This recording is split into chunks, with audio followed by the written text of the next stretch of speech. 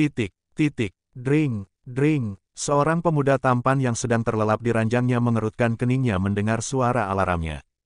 Is, berisik. Umpat pemuda tampan itu yang tak lain adalah Kenan Pratama Maldev berusia 28 tahun. Dring, dring, dring. Kenan melempar bantal yang ada di sisinya ke arah jam alarm hingga hancur berkeping-keping di lantai lalu Kenan kembali tidur dengan nyenyaknya. 1 jam berlalu, 2 jam berlalu. Kenan kembali mengerutkan keningnya mendengar ketukan di pintu kamarnya cukup kuat. Akhirnya Kenan terduduk dengan wajah bantalnya. Ganggu, ucapan singkat Kenan yang mengacak rambutnya frustasi. Kenan baru saja tidur sekitar 3 jam yang lalu setelah bekerja semalaman melihat keuangan perusahaan X-Company Group di Dubai. Kenan turun dari ranjangnya sambil menguap lebar. Ia melangkah ke arah pintu kamarnya. Ternyata ada An yang tengah bersidakap dada memandangnya dan Kenan melihat seorang gadis cantik bersembunyi di belakang An. Abang, itu yang suruh ketuk pintu papa, Bella Karolsi nyengir kuda begitu menggemaskan yang akrab dipanggil Sisi. An memperhatikan penampilan Kenan dari ujung rambut sampai ujung kaki. Kapan berangkat? Tanya An dengan wajah datar. Sore pak, jawab Kenan singkat. Kenan hendak menutup pintu namun dihalangi oleh kaki An sehingga Kenan kembali memandang An dengan wajah datar. Sisi diam-diam menahan tawa melihat wajah triplek kedua pria gagah yang memiliki pesona masing-masing itu. Makan. Jangan sampai mamamu menangis lagi, tita An dengan datar pula. Kenan mengangguk lalu hendak menutup pintu kamarnya namun dicegah lagi oleh An. Cepat keluar, dasar aneh, kenapa tingkahmu seperti perempuan suka mengunci pintu kamarmu Sambar An. Ganti, kata Kenan melihat penampilannya. Tidak usah, siapa suruh kesiangan. An menarik lengan Kenan. Kenan melirik Sisi yang langsung melingkarkan tangannya di lengan Kenan. Sisi pribadi yang dingin pada orang asing tapi bersama keluarganya maka Sisi seperti punya kepribadian ganda begitu manja pada keluarganya berbeda dengan Katie yang ramah pada semua orang juga memiliki hati yang lembut seperti Karina. Anak-anak Karina memang lebih takut pada An marah daripada Karina menangis. Bisa dikatakan An lebih menakutkan jika Karina menangis karena ulah mereka yang mulai sibuk dengan kehidupan masing-masing. Karena kebiasaan itulah Kenan tidak melawan titah An walau Kenan jengkel tapi tidak pernah melawan An. Efek cinta Karina yang patuh pada An melahirkan keturunan yang tertanamkan benih kepatuhan pada anak-anaknya terhadap perintah An. An sebenarnya bangga memiliki anak dari rahim Karina sehingga ia punya anak yang patuh padahal dulu An juga cukup pembangkang pada papanya Robert. Mungkin efek Sabara yang suka kesal dan jarang patuh pada Robert sehingga turun pada An. Titik. Kenan berkumpul dengan keluarganya di meja makan.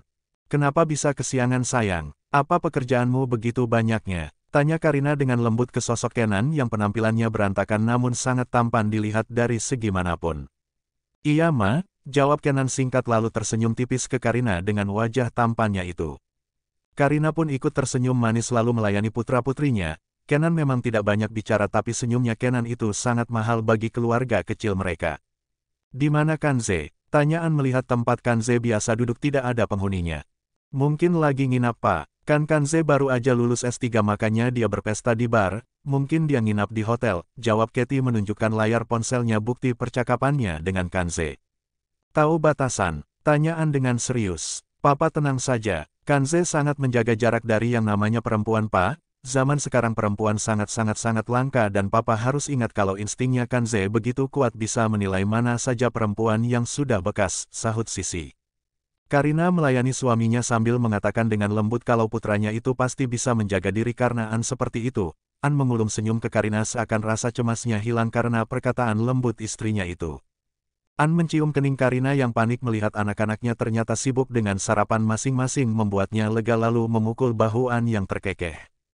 Kenan, Sisi dan Katie tak heran lagi dengan kemesraan kedua orang tuanya, di saat keluarga kaya raya kebanyakan bercerai hidup sehingga banyak anak menjadi korban broken home sering punya kelakuan tidak tahu aturan sebab keinginan mereka semua hanya untuk mencari perhatian serta mendapatkan kasih sayang keluarga yang belum cukup, hanya beberapa keluarga kaya raya saja yang punya orang tua yang utuh serta bersih dari gosip miring. Salah satunya adalah keluarga Kenan yang bersih dari gosip miring media. Di depan umum maupun berada di tempat terpencil sekalipun An dan Karina selalu romantis karena memang saling mencintai tanpa ada maksud lain ketika mereka menjalin hubungan. Sudah, kata Kenan lalu bangkit dan pergi dari meja makan. An cuek saja anaknya yang tak banyak bicara itu sementara Karina menanyakan apakah putranya butuh bantuan namun Kenan hanya balas dengan lambaian tangan seolah tidak ingin merepotkan mamanya itu. Titik, sore harinya. Kenan telah selesai berkemas dan bersiap akan berangkat ke bandara karena sebentar lagi jam keberangkatan pesawatnya telah tiba. Kenan melarang keluarganya untuk mengantarnya ke bandara, tidak ada yang membantah permintaan Kenan yang memiliki kepribadian tertutup itu. "Kenapa sayang?" Tanyaan mengusap kepala Karina yang menatap kepergian putra sulungnya itu. "Mama jangan sedih dong, abang kan emang kayak gitu," bujuk Katie memelas melingkarkan tangannya di lengan Karina. Sisi bergelayut manja di sisi An yang menoleh ke sisi lalu mengecup gemas kening putri sulungnya yang begitu dekat dengannya sejak kecil. Karina tersenyum mengelus pipi Katie yang menyeringai lebar. Kenan telah memasuki bangku pesawat, ia duduk dengan penampilannya yang sederhana namun tak bisa ditutupi ketampanan Kenan itu yang telah terpancar walau hanya memakai baju kaos biasa dan jaket kelas menengah tidak terlalu mahal dan tidak terlalu murah. "Cek, aku akan cari dalangnya," decak Kenan menatap lurus ke depan dengan dingin. Kenan diperintahkan oleh An untuk mengatasi permasalahan perusahaan X-Company Group di Dubai. Identitas Kenan yang sangat tersembunyi itu membuatnya tidak banyak dikenal publik sehingga mudah bagi Kenan mencari tahu dalang sebenarnya dengan menyamar menjadi orang biasa di sana. Pesawat pun lepas landas dari bandara pusat kota. Kenan memiliki kepribadian yang sangat introvert dan tidak punya teman akrab selain saudara kandungnya saja. Sekarang latarnya luar negeri ya, tapi pembicaraannya biar tidak pusing pakai bahasa Indonesia aja. "Terima kasih, happy reading. Kenan telah tiba di bandara terkenal di Dubai, ia memperhatikan sekeliling tanpa berbicara. Sebenarnya Kenan sudah lama tidak ke Dubai mungkin sekitar 10 tahunan dan sekarang Dubai jelas berbeda dari 10 tahun yang lalu. Kenan ternyata telah dijemput oleh supir yang bekerja di mansion Maldives yang ada di Dubai. Tak ada pembicaraan di dalam mobil di antara mereka sebab si supir sudah tahu kalau Kenan adalah tuan muda pendiam serta tertutup dari publik. Jika bukan karena An mengirim foto Kenan pasti supir itu sudah tersesat tidak menemukan Kenan di bandara. "Tuan muda," sapa 5 pelayan yang bekerja di mansion Maldives menyapa Kenan dengan sangat hormat. Kenan melewati mereka semua, walau sudah lama tidak ke mansion ini tapi mansion itu tidak berubah dari 10 tahun yang lalu. Bangunannya sangat kokoh sehingga Kenan masih sangat ingat letak sudut kamarnya. Jadi itu tuan muda Kenan," bisik salah satu pelayan. "Iya, gila, jiwa penguasanya mencekikku," sahut yang lainnya. "Tampan banget," kata siapa tuan muda Kenan cacat. Sungut pelayan lainnya tidak terima. "Fisiknya sempurna, tapi sangat arogan namun di mataku begitu seksi," salah satu pelayan malah berpuisi dengan gemasnya. Mereka tertawa cekikikan lalu lanjut bekerja menjadi lebih semangat lagi sebab ada Kenan yang tinggal di mansion itu. Siapa yang tidak senang bisa melihat Kenan setiap hari. Kenan begitu tertutup dari publik sehingga semua orang yang tidak senang padanya mengeluarkan rumor tak pantas seperti mengatakan kalau Kenan adalah pemuda yang cacat sehingga malu dilihat banyak orang. Keluargaan tidak pernah membantah rumor itu seolah-olah hal itu benar padahal memang Kenan sendiri yang memaksa mereka untuk tidak membahas dirinya pada orang tidak penting itu. Di balik sifat penurut dan tak banyak bicaranya Kenan juga ada sifat arogan, angkuhnya yang sulit untuk dijinakkan. An saja sampai heran bagaimana bisa anaknya punya sifat bercabang yang begitu aneh seperti yang ada dalam diri Kenan. Bahkan An tidak mengakui dirinya arogan dan angkuh sehingga menurun pada Kenan. Pagi-pagi, Kenan telah membuat sarapan dengan wajah datarnya lalu melirik salah satu pelayan yang kaget dirinya memasak. "Berisik," kata Kenan membuat pelayan itu membeku di tempat mendengar suara Kenan yang sangat seksi juga begitu sensasional. Kenan kembali melanjutkan aktivitas memasaknya lalu sarapan tanpa dibantu oleh pelayan yang hanya bisa menonton aksinya tanpa berani berbicara. Kenan memperingati mereka dengan cara ditatap tak senang saat berbicara panjang padanya. Tidak ada orang yang berhak mengomelinya sepanjang jalan tol selain keluarga dekatnya saja. Kenan melirik ponselnya yang bergetar lalu ia mengangkatnya. "Hari ini mulai bekerja?" tanyaan pada putranya itu. "Iya Pak," jawab Kenan singkat. "Kenapa tidak menghubungi mamamu? Tadi malam dia menggerutu karenamu, bisakah kamu ini bersikap lebih terbuka Walaupun kamu sudah besar tapi kamu itu tumbuh besar karena ASI mamamu, jangan membalas air susu dengan air tuba ya." An yang tak pernah mengomel selalu mengomeli Kenan jika sudah menyangkut Karina. Jawab Kenan lalu mematikan panggilannya secara sepihak langsung menghubungi Karina. An sudah jelas geram dengan tingkah anak sulungnya itu tapi melihat Karina berteriak mengatakan Kenan menghubunginya pun tersenyum. Ia tak jadi marah pada Kenan. "Ma aku sudah tiba, maaf aku ketiduran," ucap Kenan yang bisa bicara panjang mengabari Karina. "Iya sayang, Mama maafkan, kamu jangan lupa sarapan ya. Mama mendoakanmu di sini sayang, jangan sampai sakit juga ya," Karina. Iya ma, Kenan matikan, kata Kenan. Iya sayang, baik, sahut Karina yang sudah bahagia dikabari begitu saja oleh Kenan. Baik, jawab Kenan lalu mematikan panggilannya. Kenan menarik nafas lalu meneguk minumannya sampai habis dan berangkat kerja dengan gaya formalnya sebagai manajer baru di perusahaan papanya.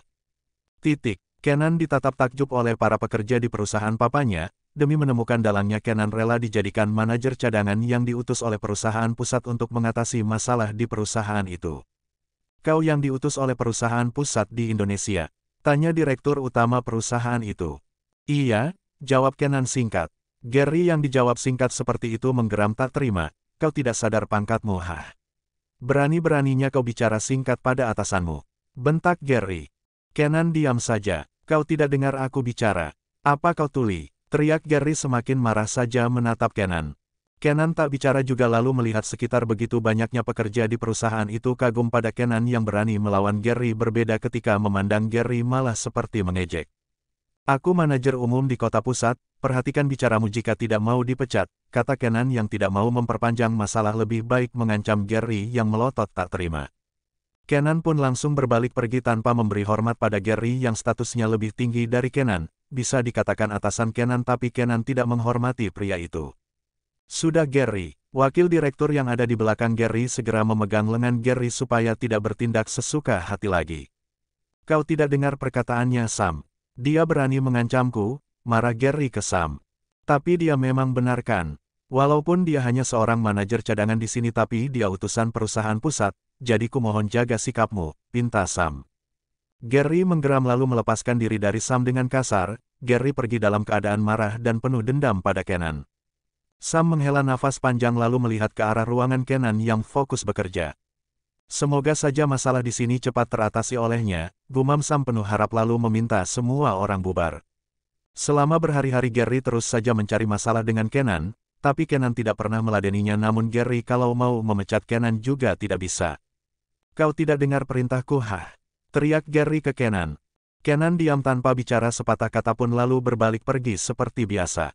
Bedep asteris H itu. Gary berlari menyusul Kenan dan memegang lengan Kenan tapi Kenan dengan santai memutar lengannya sehingga Gary terjatuh akibat dorongan Kenan. Beberapa pekerja di perusahaan itu menahan tawa sekuat tenaga melihat situasi Gary yang menyedihkan itu. Gary segera bangkit, kau hanya seorang manajer rendahan berani bersikap angkuh pada atasanmu, hah? Teriak Gary. Sam melihat hal itu hanya bisa ternganga, beberapa hari ini ia hanya bisa terkagum-kagum pada keberanian Kenan melawan Gary.